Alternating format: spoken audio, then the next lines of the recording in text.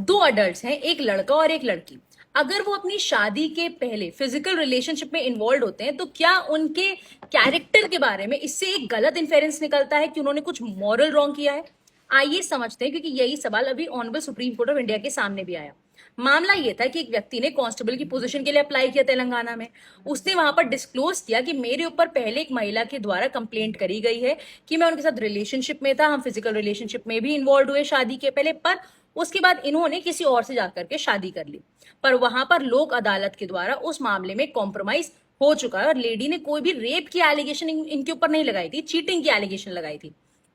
फिर भी recruitment board ने इनके अक्विट होने के बाद भी इनको कांस्टेबल की पोजीशन के लिए नहीं लिया और बोला कि एक मॉरल रॉन्ग है और कहीं ना कहीं आपका कॉम्प्रोमाइज कर लेना ही यही दिखाता है कि आप गिल्टी थे उस चीज में।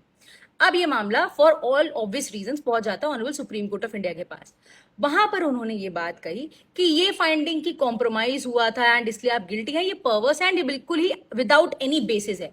उसके अलावा उन्होंने कहा कि यदि दो कंसेंटिंग अडल्ट शादी के पहले फिजिकल रिलेशनशिप में भी इन्वॉल्व होते हैं तो ये कोई मॉरल रॉन्ग नहीं है और ना ही इससे उनके कैरेक्टर के ऊपर कोई नेगेटिव इन्फेरेंस या जजमेंट बनना चाहिए।